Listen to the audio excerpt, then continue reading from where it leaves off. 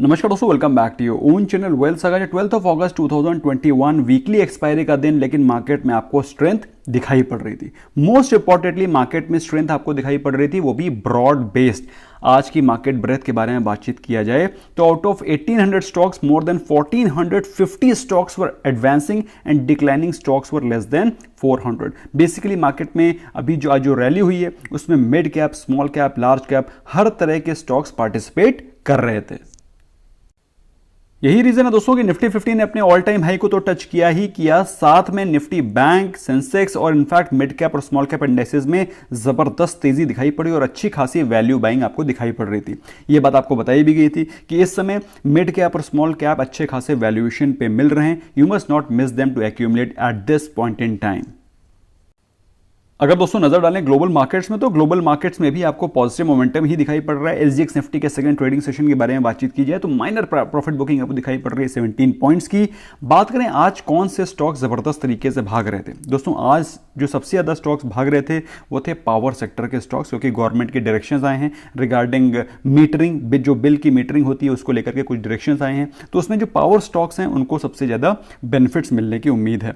तो power grid आज it was among the top gainers. बात करें अदर टॉप गेनर्स तो tech Mahindra, Tata motors, HCL technology were the other top gainers. बात करें टॉप लूजर्स की, तो टॉप लूजर्स में थे आयशा मोटर्स, क्योंकि उसमें एक इंपॉर्टेंट न्यूज है जिसको कि मैं आगे कवर करूंगा। Grasim, ONGC and doctor Reddy's were the other top losers. दोस्तों बात करेंगे वो स्टॉक जो कि कल के दिन जबरदस्त तरीके से आपको परफॉर्म करता हुआ दिखाई पड़ सकता है या फिर अगले आने वाले कुछ दिनों में बेहतर परफॉर्म कर सकता है। दोस्तों जो शाम को मैं स्टॉक डिस्कस करता हूं वो मोमेंटम स्टॉक होता है। हो सकता है वो अगले दिन परफॉर्म ना करे, हो सकता है थोड़ा सा रिट्रेस करे, लेकिन आगे की जंप लगाने के लिए वो तैयार हो रहा होता है। सो कौन सा स्टॉक है उसके बारे में आगे बातचीत करेंगे। फिलहाल बात करेंगे निफ्टी 50 की, तो जैसा कि आप देख पा रहे हैं Nifty 50 has crossed, in fact touch it's all time high और 16,300 के ऊपर क्लोजिंग दी है, जो कि एक पॉजिटिव क्लोजिंग, और जल्दी ही आपको 16,500 के लेवल्स दिखाई पड़ेंगे। हो सकता है 16,500 के लेवल्स आपको कल ही दिखाई पड़ जाएं।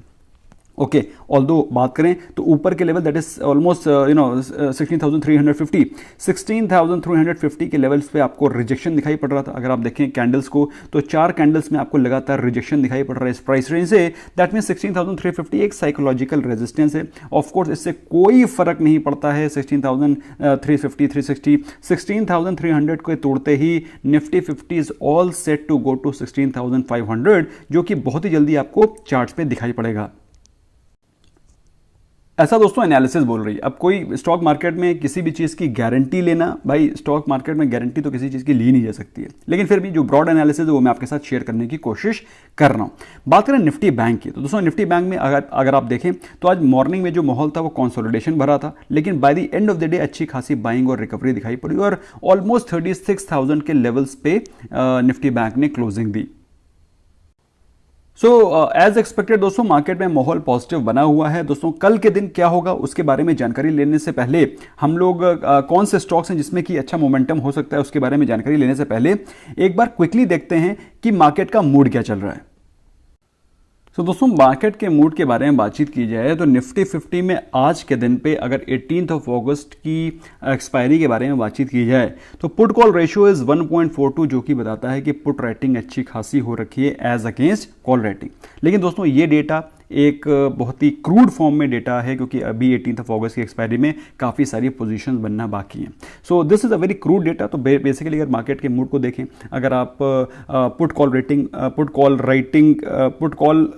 और कॉल राइटिंग की पोजीशंस को अगर आप एनालाइज करें तो आपको दिखाई पड़ रहा है कि मार्केट में जो माहौल बना है वो पॉजिटिव माहौल ही बना हुआ है। ऐसे में दोस्तों जो स्टॉक मैंने चूज किया है जिसमें कि आपको हो सकता है कल या फिर अगले आने वाले कुछ दिनों में पॉजिटिव मोमेंटम दिखाई पड़े, उसका नाम है स्पाइस जेट, और उसके पीछे एक इंपॉर्टेंट न्यूज़ भी है, उसके बारे में हम लोग आगे बातचीत करेंगे। फिलहाल स्पाइस जेट के बारे में बात करें तो स्पाइस जेट में आपको ऑलमोस्ट ट्रिपल बॉटम दिखाई पड़ रहा है, बनता हुआ 1 2 3, और रिसेंट के अभी मई से लेकर के अभी रिसेंट प्राइस एक्शन के बारे में बात की जाए तो एक डबल बॉटम बनता हुआ दिखाई पड़ रहा है सॉलिड। और अगर अभी आज के दिन के बारे में बात की जाए सो एक मॉर्निंग स्टार पैटर्न बनता हुआ दिखाई पड़ रहा है on daily charts. So overall stock काफी पॉजिटिव दिखाई पड़ रहा है। अगर आप इंट्राडे के चार्ट पे देखें, इंट्राडे के चार्ट के एनालिसिस करने से पहले एक बार क्विकली जरा इसके फंडामेंटल्स को देखते हैं। तो दोस्तों अगर हम लोग इसके फंडामेंटल्स को देखें तो इट इज प्रेजेंटली, अगर इसकी इन्वेस्टमेंट चेकलिस्ट को ऑब्जर्व करें तो हमें दिखाई पड़ता है it is a good time to consider entering into this stock. अच्छे एंट्री पॉइंट पे स्टॉक अवेलेबल है। पिछले एक साल में स्टॉक ने दिए हैं 44% के returns as on date. Although बात की जाए इसके रिटर्न्स तो बेहतरीन रहे थे 100% से ज़्यादा के, लेकिन काफ़ी ज़्यादा करेक्शन ऑलरेडी हो चुका है। स्टॉक ऑलरेडी आपको अच्छे खासे डाउन अच्छे खासे करेक्शन के बाद मिल रहा है। यस, अगर आप इसके पीयर्स के बारे में बातचीत करें दोस्तों तो मुझे इसके पीयर्स में सिर्फ एक ही स्टॉक है या फिर एक ही सेगमेंट है जो कि कॉम्पिटिटिव है, और बल्कि इनफैक्ट जो बेस्ट है स्टॉक इस स्पेस में वो है इंटरग्लोब एविएशन, जिसमें कि आप इन्वेस्टमेंट कर सकते हैं। लेकिन दोस्तों ये स्टॉक दैट इज स्पाइसजेट को मैं इन्वेस्टमेंट के लिए आपको नहीं बता रहा हूँ। I am just telling you कि इसमें आपको अच्छा मोमेंटम मिल सकता है, अच्छी खासी अपसाइड इन शॉर्ट टर्म दिखाई पड़ सकती है।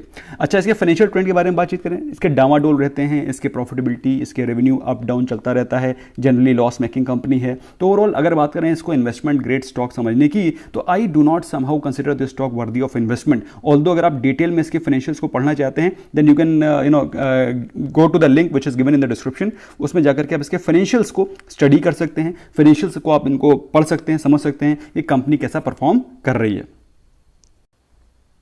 दोस्तों जिस स्टॉक में इन्वेस्टमेंट करना है लॉन्ग टर्म के लिए, उनको आपको डेफिनेटली अच्छी तरीके से पढ़ के समझ करके इन्वेस्ट करना है। उसको कैसे इन्वेस्ट करना है, क्या चीज़ें देखनी होती हैं, क्या पैरामीटर्स होते हैं जिनको कि हमको स्टडी करना होता है। दोस्तों अगर आप उसको सीखना चाहते हैं, you can consider joining our courses, जिसका कि मैंने लिंक डाला हुआ है डिस्क्रिप्शन में, जिसमें कि आपको 8 पॉइंट मेथडोलॉजी बताई जाएगी कि कैसे किसी स्टॉक को इन्वेस्टमेंट वर्दी समझ करके इन्वेस्टमेंट करना है, कैसे उसको समझना है कि वो stock it is good for investment as far as long term investment is concern. तो अगर आपको वो स्टॉक पिकिंग की if you want to know the those 8 points, जो salient 8 points how to pick up that stock, you can consider joining our courses.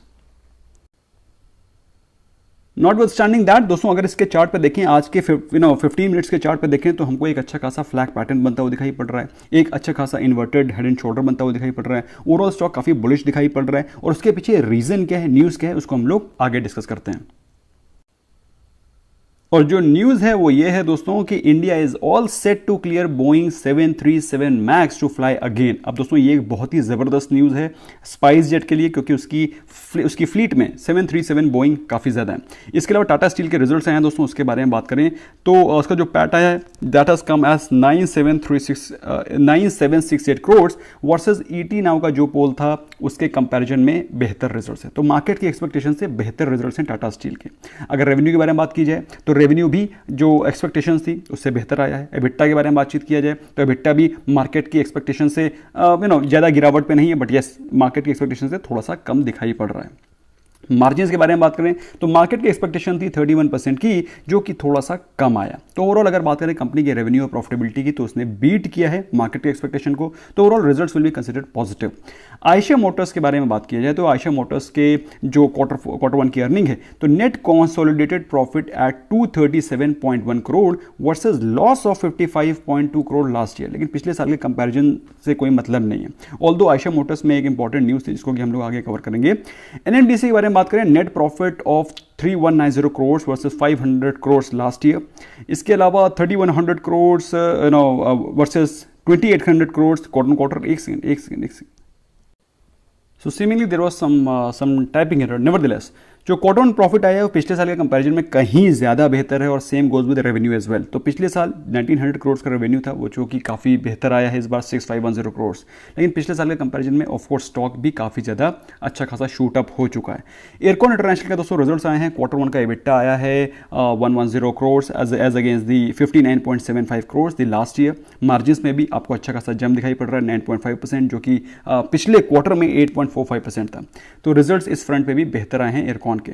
BPCL के results थोड़े से dismal हैं। अगर हम लोग बात करें एबिटा की तो EBITDA has come at 3250 crore versus 395 crore the last year. पिछले क्वार्टर के बारे में बात करें तो 5057 करोड़ था। अगर हम लोग बात करें नेट प्रॉफिट की तो 1500 करोड़ आया है versus 2080 crore the last year. और ओवरऑल देखा जाए तो इसके results are under performing on all fronts. अच्छा, आईआरसीटीसी में दोस्तों न्यूज़ तो है ही, साथ में रिजल्ट्स भी बड़े बेहतरीन आए। आईआरसीटीसी में आपको मालूम होगा दोस्तों उसके स्प्लिट की बातचीत चल रही थी, उसके बोर्ड मीटिंग थी आज, उसमें बोर्ड मीटिंग में डिसीजन होना था। तो ये बात तो आपको पता ही चल गई होगी कि 10-2 1:5 का स्प्लिट हो गया है। तो अच्छी खासी लिक्विडिटी भी हो जाएगी आईआरसीटीसी में, और एक बेहतरीन स्टॉक तो है ही। रिजल्ट्स में भी सेम चीज़ दिखाई पड़ रही है। अगर आप बात करें इसकी नेट प्रॉफिटेबिलिटी की तो 82.5 करोड़ का प्रॉफिट आया है, जो कि पिछले साल ऑफ कोर्स कोई भी ट्रेड्स नहीं चल रही थी तो कंपनी ने लॉस पोस्ट किया था। तो ओवरऑल अगर आप बात करें कंपनी की परफॉर्मेंस की, तो परफॉर्मेंस बेहतर है, एकदम डेट फ्री स्टॉक है, बहुत ही ज़बरदस्त बिजनेस फंडामेंटल हैं। तो अगर आप चाहें तो IRCTC में डिप्स पे इन्वेस्टमेंट करें। ऑल्दो IRCTC को मैंने कई बार आपको रिकमेंड किया है कि आप लोग डिप्स पे इन्वेस्ट करते चलें, और जिन लोगों ने इन्वेस्टमेंट कर रखा है कृपया करके अपनी पोजीशन को होल्ड करें। नॉट सो गुड न्यूज़ में दोस्तों आयशा मोटर्स में एक नेगेटिव न्यूज़ थी कि जो उनके रॉयल एनफील्ड के CEO हैं Vinod Dasari, he has resigned, और रेजिग्नेशंस ऑफ हायर ऑफिशियल्स, जो सीनियर ऑफिशियल्स होते हैं, जो टॉप मैनेजमेंट होता है, उसका रेजिग्नेशन मार्केट जनरली पॉजिटिव नहीं लेती है। अब उसके रीजंस कई सारे हो सकते हैं, जिसकी वजह से आज आयशा मोटर्स में आपको करीब 3% के आसपास की गिरावट दिखाई पड़ रही थी। इनफैक्ट 3% की तो सिर्फ आज थी, स्टॉक काफ़ी दिनों से गिर रहा है। तो स्टॉक काफ़ी ज़्यादा गिर के ऑलमोस्ट 2600 के levels, to the best of my memory 2600 के लेवल्स तक पहुंच गया था आज।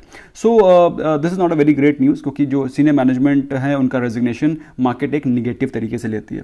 तो दोस्तों ये थी सारी इंपॉर्टेंट न्यूज़ अपडेट स्टॉक्स, जो कि होप आपको एक 360 डिग्री व्यू देते हैं मार्केट का। अगर आपको वीडियो पसंद आया स्मैश करें like button and do let me know in the comment section how did you like the video. Thank you so very much, bye bye for now.